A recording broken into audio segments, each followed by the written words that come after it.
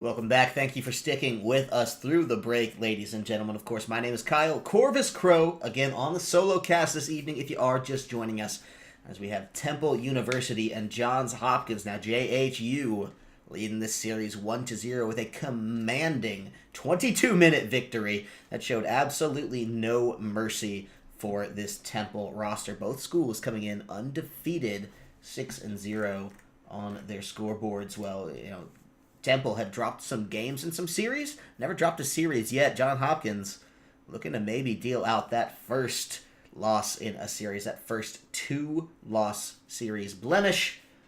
Give it to them exactly and take away the I think, playoff seeding, because both of these teams should be through the postseason kind of de facto at this point. So obviously you want the higher seed. You want to feel better off. And you may look through these records and thought this would be a little closer, but at least not in game number one, not the case. So we caught up a little bit, actually, with the guys from Johns Hopkins as we are getting ready to get into this second game. So some personal info about them. So they say Shane Kim, 25th Soul, their top laner, actually only speaks Korean, to which their jungler, Kelvin Shen, I guess jokingly replied that he also only speaks a foreign language, Twitch memes. So curious to see how that dynamic works in game.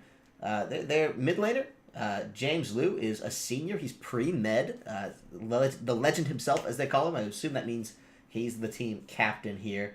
And then they say that, again, I hope I get this name right here, Bhaskar Balaji, the physics grad student, is the most wholesome man in the world. They say that you have a really laid-back team dynamic, and they look at the game more as an excuse to keep them all close together. They obviously try to work their hardest, especially through some of these times where there's a lot to work on. We know we're getting into finals. This is still a collegiate league, right? They're still college students with a lot on their plates, and these are demanding universities.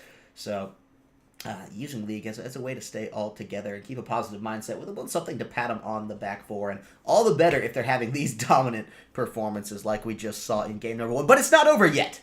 They are not out of the woods. Temple University, they know that they can rally on this one, find a chance to come back in this series, push us to a third game. We'll see if that does happen, as we are into the draft for game number 2, and Temple still staying on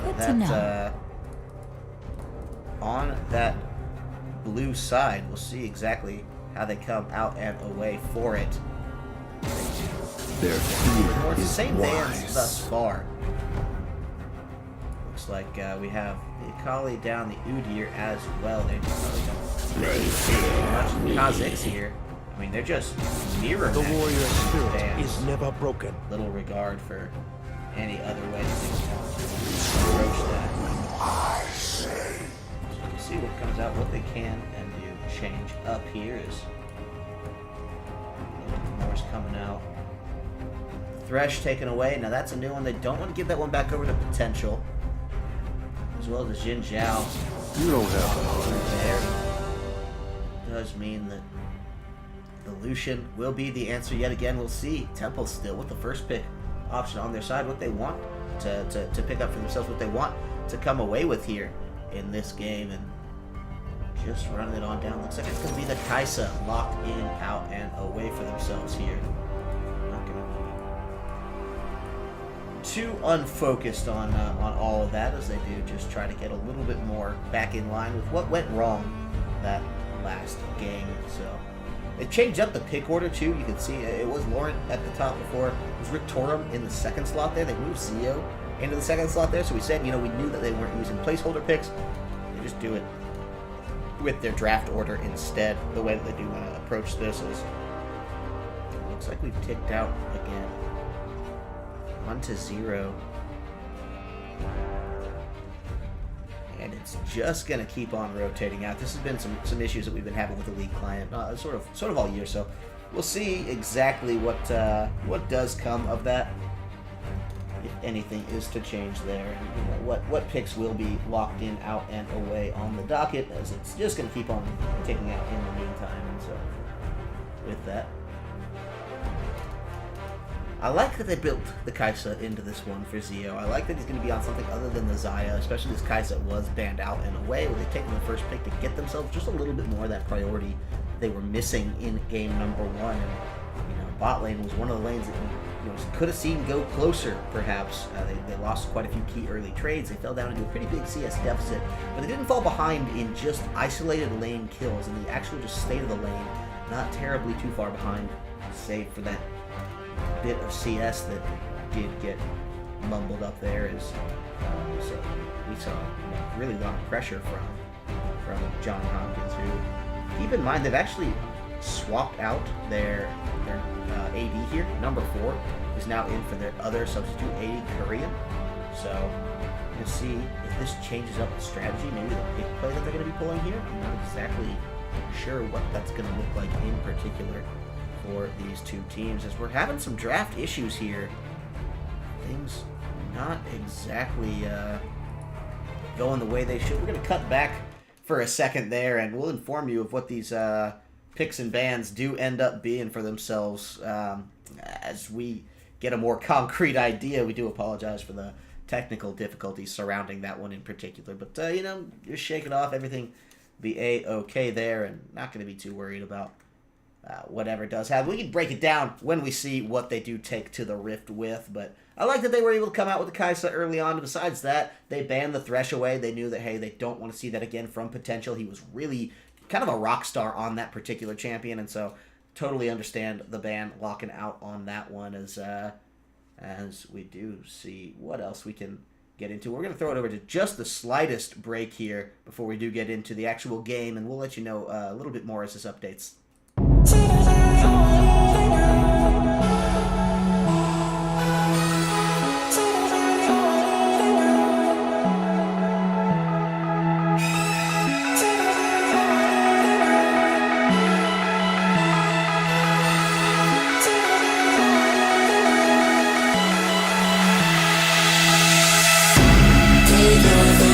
Cause we won't be back again.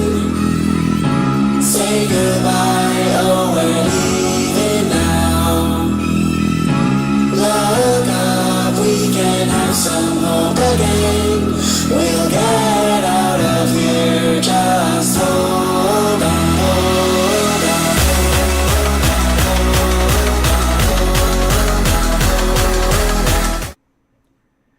And we are back, ladies and gentlemen, ready to get in to game number 2 between these two powerhouse teams. Welcome to Summer's Rift.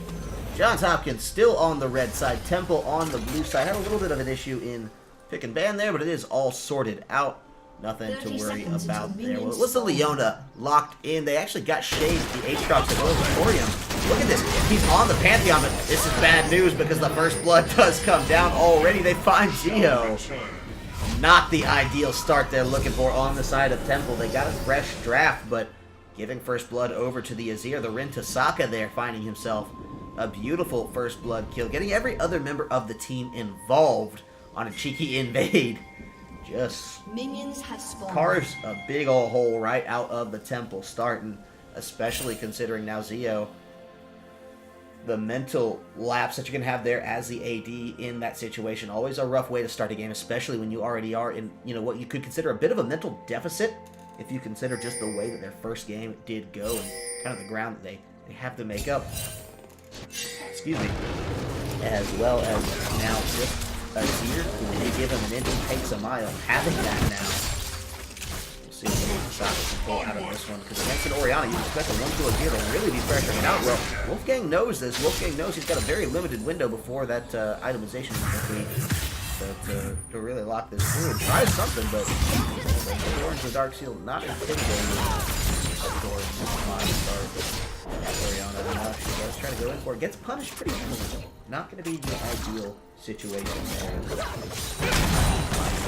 now. It's going to be a tricky situation. Exactly. He does handle it. Being down this dramatically early, well, maybe a call for Victoria. He wants to come in, he wants to get the Pantheon done. The Pantheon can come in and absolutely gank pretty well at level 2. Level 3 is a little bit better, just he gets that full combo. You chuck the spear, you jump in for the stun, you throw out spear combo. Early on the spears, well, not going to matter too much as he does get out of the way. Saka did get his heal. Doesn't have that, but that's not going to be the biggest call to arms of all time for these two particular teams. Let's see what else really make happen. Feeling pretty good thus far if you are the likes of John Hopkins. So good, in fact, you can invade them. They're over the wall. 3 members here. Nightstone gets Victoria down. And first blue buff is going to go over to the Rin Saka. Close one, actually. They were debating about who to give it to. Wolfgang almost in a position to steal it over the wall, but not the case for him here.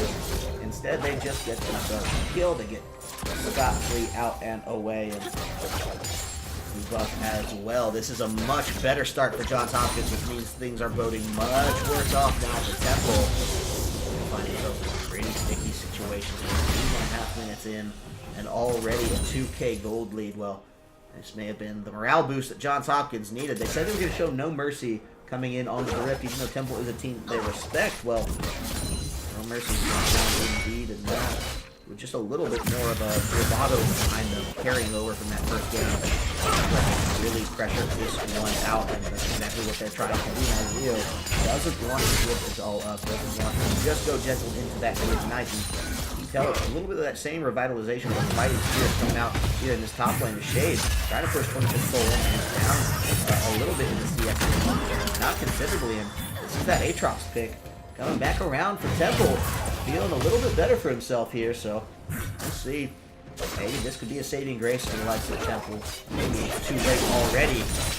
Either way, they seem to show no signs, and then slow down no signs of giving up. And Temple doing their best to display some mental fortitude here. A couple players you can look at and say maybe, they're having a little bit harder time keeping up since, but not quite just yet.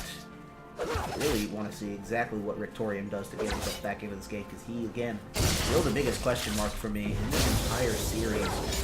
He's been the punching bag, right? It looks like John Hopkins has really just targeted this guy in particular, and you hate to see those kind of situations when you're playing a league game yourself, right? Oh man, that's a rough one. We're actually going to get this sorted out. Yeah, there's the draft order.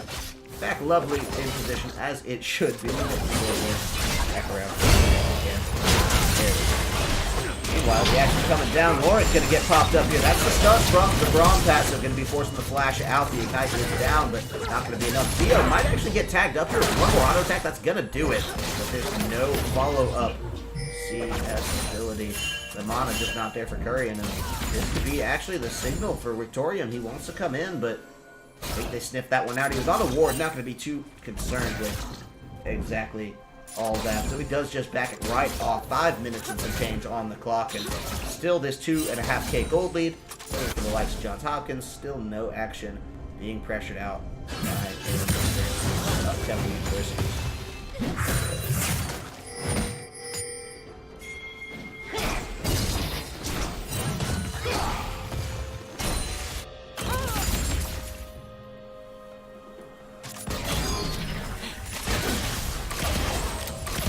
Temple here, you're taking stock of what you can do to get back into this game, what irons are hot for you, and what can really hold off you. Every good team, you gotta always be weighing the options and the positives of what their competition can do.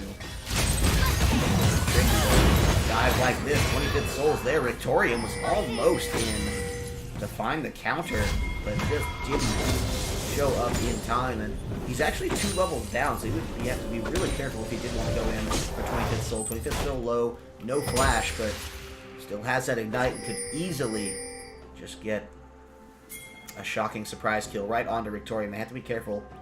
Now potential, and Nightstone sniffing around this jungle of their opponents. That's going to be Razorbacks taken out and away. Lawrence in some trouble. You can't just face check that push. That's going to be the full-on stun coming out from the Braum. That's going to be a little bit more damage, but not going to be a full kill. Blast Cone is popped. Nightstone doesn't want anything tricky, cheeky being played, and he knows he can do it. Dash over the wall, and Braum stands behind me. Both his options to get out of there if they need him. They just don't want to be followed. They're just causing some harassment on this red buff in the meantime. Saka's come down. That's going to be a shuffle getting behind Rick Moore. They want to find more of the Blast Cone to get him back into the Lion's Den. And Night's Dawn ensures his opponent will see no Dawn at all. 6 feet under. His second death of the game, and Pantheon having a really rough start here.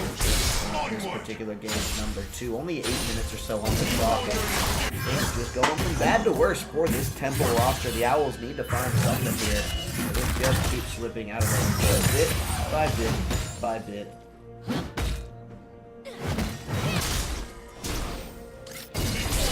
JHU again winning the first game in commanding fashion in the second game.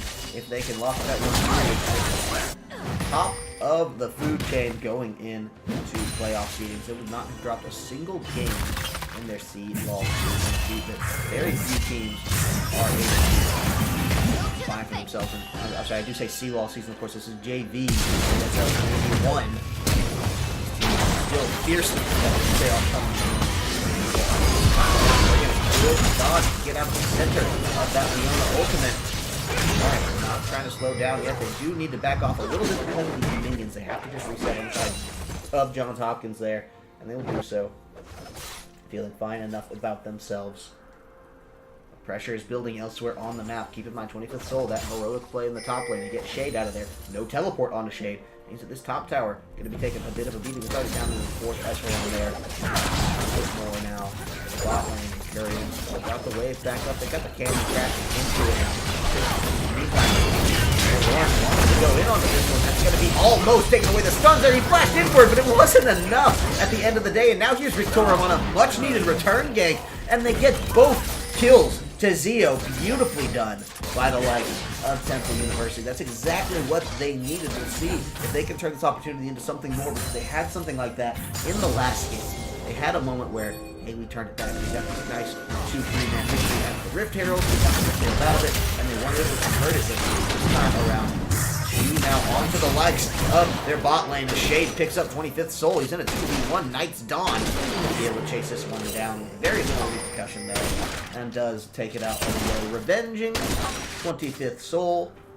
Getting the kill onto Shade. One death. One kill. That's destroying 25th Soul right now. Second death. The likes of Shade. He's been keeping this one a lot closer. That Aatrox pick, something we see contested quite a lot in our collegiate scene. Here's where we see exactly why, because he got pretty well decimated the first time through the top lane, and now he's being able to hold it out. So that is just on the pick, because Poppy can do a lot. But meanwhile, here's Morin coming in, forces the flash. Saka. Great mechanical play to get out of that one, but very overconfident play to just find himself in that situation to begin with. Morant punishing pretty well. You like to see that coming out of the support. You like to see that built up kind of in every aspect of the map, only where you can get it. So, some praise dumped onto the head of the support of Temple there. They had a rough start to this game. There's no denying that. They're obviously down in the series as well, but not giving up, and you can tell by the way that they're just playing this one out and trying to find every small advantage for themselves. Top lane struggles. Just continue, just watching these guys duke it out. It's going the way of 25th Soul just a little bit, but, you know, hard to call either direction right now. They're both just happy to keep slap fighting along. CS about 10 now into the favor of 25th Soul. Pretty good position to be in. They're not going to really want too much more of that.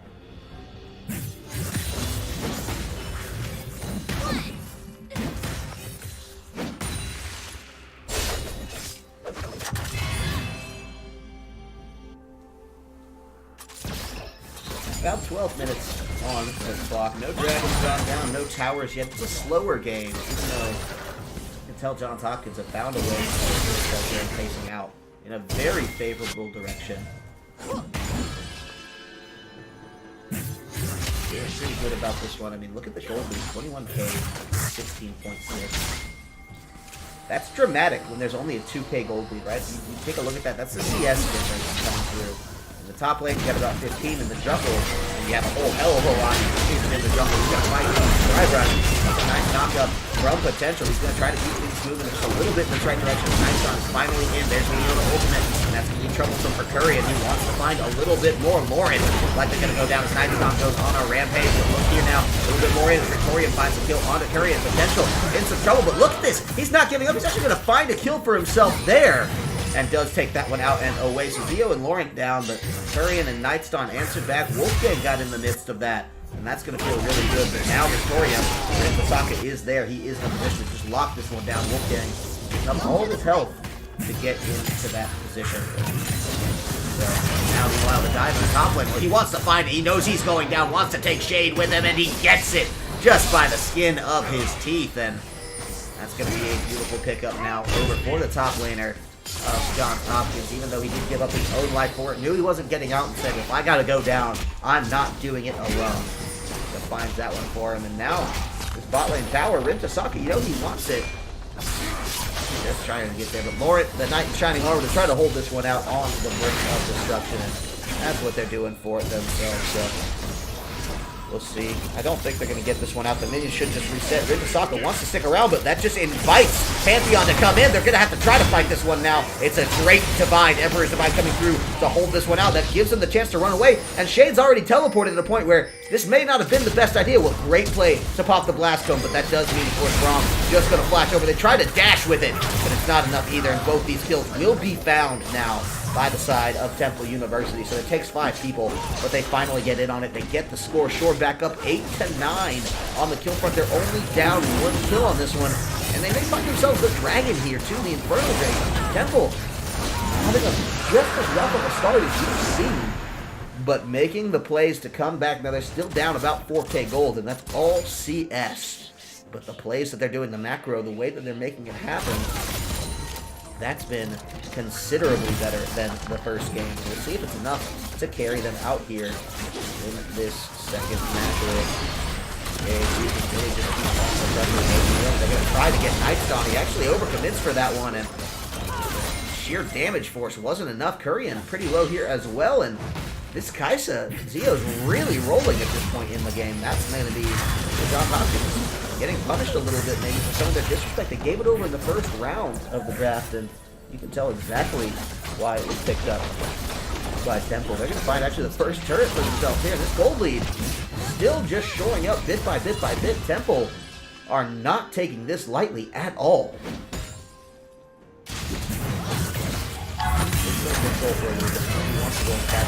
Not too concerned with it just now, and takes actually more minion damage than he does the 25th soul off the rip, and will have to back off. The tower taken out and away. Rintasaka found the mid one. He's going to replace it with one of his own, and another one picked up in short succession in this time. Just lost 2k gold on the board for the side of Johns Hopkins. They find it right back instantaneously. Now they're stacking around this top side jungle. Keep in mind they don't have their AD. It's a shuffle. They have to come back down. The Emperor's Divide. They might dash. Shuffle just to keep them out of there. They have to flash, of course, the Orianna ultimate. Now they're going to find a little bit more. They want to get in on the Laurent here. Mirzon gets Victorium, and Laurent's going to go down as well. But meanwhile, 25th Soul did fall for this. They're going to try to find Zio. He is a hard man to kill this game. He has 2 deaths, but they're just not enough to spit out the damage entirely as well. But either way, it's going to be the 1-for-2 trade. The support and jungle dead on the side of Temple, keeping the kill lead alive. And only the top lane, 25th Soul, dying for Johns Hopkins University. But the pressure still very alive and well for JHU. They're not back down off of any of this. Bot lane tower is pretty well beat up, and they're just funneling minions into the second wave of towers, the second line of defense in the top and mid lanes, and that's going to give them some priority around this Rift Herald if they're so inclined. Keep in mind, they tried Rift Herald last game, it didn't work out for them. So they're going to wisely back off of this one. They know that, hey, Leona's coming. She's a dangerous champion to deal with in enclosed spaces like the river, like the pit. You want to be able to get into basically just like a wide open lane. Dodge, duck, dip, dive, and dodge around that R. Very tricky spell to navigate otherwise. Well, 17 minutes on the clock here for Johns Hopkins, who has the lead of this one. Temple still 5k gold down. We'll see what they can do to keep getting back into this game, because they've shown remarkable signs of life the way they've played this one out in particular, but it's not enough just to show signs of life. You gotta claw it back from the edges of absolute destruction. So we'll see if they can make that one happen today. Or not, as they get another chance. Here's another opportunity as they're gonna get in. Find 25th Soul. 3 members, he knocks 2 out, but Zio, can he finish this one off? Well, it doesn't look like it. The damage is coming out, but it's favoring 25th Soul. He wants to find this one. Does he get the kill? The answer is no. Yes, he actually does. The Ignite ticks through. I did not think that was locking down. And that's about as good as you can ask for if you're 25th Soul in a situation like that. 30 seconds to respawn. But killing the Kaisa, squeaking out a kill in an otherwise unwinnable situation where you're getting just 3-man point. Great play and offers a lot of opportunity here now to crash this Rift Herald. This should take away the tower. They can't stop the charge. The one charge will do it. The tower does go down. Credit goes to Greg. The Rift Herald doing all the hard work here. But they'll kill it before it triggers again on the second. Thankfully for themselves here. And still another tower down. Further behind in the trenches here is... Whew, what do you do if you are Temple University? What do you shake out and try to find here? Well, they've had luck when they've grouped. They've had luck when they've fought. They probably can't replicate that, though. They need to get Zio's protection of Lawrence in a 5-man, and that seems honestly like something that John Hopkins has no intention of giving it to him. They just don't want to give him that opportunity very wisely, keeping it just out of reach and making sure that they continue to build their lead up. It's only growing more than that. 5K would be a big pickup. Let's see. I'm just going to back it right off.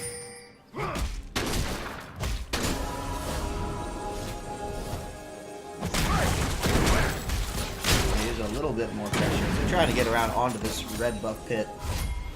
Dragon has just come up over the wall. That is, of course, the next Infernal Drake on the board, and it looks like it's just going to be taken away by Curry, who can solo this one out pretty comfortably at this point with and the skill up. I mean, the rest of the team wants the nice look at the soul. He's getting in there to buy time. He's going to open it, not to do a whole lot of potential. The only one hung up, but Shade is there, and he's going to get a nice knockup to split the bill on a lot of people. That's going to be the resurrection. He's going to try to keep coming into this fight. Here's the socket. Can he get in? Can he split the team? Nightstone finds the first. With Dio down as well. Lauren, that's the shuffle back. That's over the wall. And it's a double kill to find all 5 members. The ace comes through. 2 for Graves. 2 for Azir. I don't even know who got the last one. It all happened in such a blur. But now, 20 minutes into this one, and they're going to be able to break the base wide open as they kill off the last outer tower in the bot lane. That'll be going to credit 45th Soul. He's got to be able to find that. And that means Baron on the table. This is trouble now for Temple. It's 1 lost fight, 1 big ace. Full lead. Dramatic 9K. Jump from about 5 with all that initiated. And you're looking at that score saying, well, where's that 5K gold coming from? The towers, obviously. Most of those falling after the fact. You really just had to do CS differences, execution, and just look down and plan them. Triple the CS in the jump tonight, Stone, and just outperforming Victorian in every capacity there. Well, 30 CS in the top lane, 50 CS in the mid lane, 40 in the bot. I mean, it's just such a dramatic overhaul. So we keep the likes of John Hopkins well in the lead here. These gentlemen are playing exceptionally well for themselves. 10K gold up, that's 11 on the button. 21 minutes into this game. They have it there. Hey, look at the end here pretty soon. One fight like that should be all they need to lock things down and push out and away.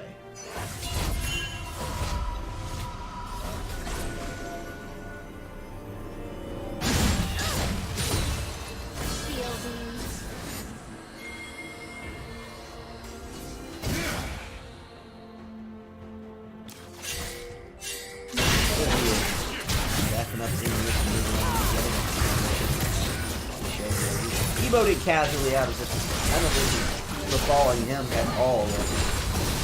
Maybe in other places. But it needs to be here on this mid lane. It needs to be here on this last ditch effort because Red can't give up in the country like this. Obviously, it looks like Series 2 is fine. Position takes the Series 2-0. Backs are against the walls for Temple. And the Owls do for themselves here because now here comes Curry and he's bringing up the rear.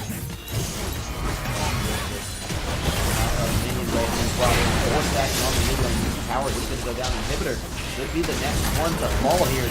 Soul trying to fight off the shade is there. Lauren is very low. Another tower's down. That's the support then. Shockwave comes in at 525th Soul, but a triple kill for Azir in the meantime. And more coming down as Night's Dawn is rampaging out. Well, that's going to be a second ace. 3 for Azir, 2 for the Graves. Night's Dawn and Rintasaka put the smackdown on him, and again, 22 and a half minutes, 22 kills. An exact echoing of game number 1 with just a slightly better fight put up by the Temple Owls. Well, it does mean, of course, Johns Hopkins will be putting themselves up 2-0 in this series. We'll be locking it down, taking it out in a way in a commanding lead as they crown themselves undefeated through all 7 weeks of the regular season and are now poised in playoffs as a very, very high seed by the looks of things. I'm sure there are other undefeated teams in this network of JV runs that we have, but whew, what a series, what a strong play from Johns Hopkins to come out against the only other undefeated team in the group at the time, right? The only other one that's comparable in record and just smash them. Woefully so. It was not even close. Temple, of course, you got to give them some credit there. They did come back in the series fairly well. Their second draft, much smarter. It showed that talent for adaptation that's so vital in League of Legends, and showed exactly why, in some of the series that were a little bit closer, well, Temple was the one able to eke it out. This time, Johns Hopkins just really locked it down off of some cleaner, better play, and will find themselves a better position in the playoffs for it. Temple, of course, will be finding themselves in that same playoff, so the idea of a rematch, revenge, is on the table there. It's nothing that they may, be denied here. And of course, games like this, well, that's how you learn the most. So we want to thank Temple, of course, for appearing on stream. We want to congratulate Johns Hopkins for their wonderful victory here tonight. My name has been Kyle Corvus Crow. Been alone tonight on the desk, solo casting this one. Usually joined by Jeff Zeta-Schnurr. He is out tonight. We're wishing him the best. I hope that he can be here with us on Wednesday, which is when, of course, our next bit of League of Legends action is coming down. Same time, same place. C-Star League 2 will be Wednesday night, starting 10 p.m. Eastern, 7 p.m. Pacific time. A little bit more action. Not sure whether that one's going to be varsity or JV yet, as we are getting into the playoffs for both. So either way, the action's going to keep on rolling. We hope to see you then and there. But in the meantime, we are going to bid you a good night, ladies and gentlemen. Hope you had a great Thanksgiving. Thank you for joining us on this Monday, and we'll see you next time.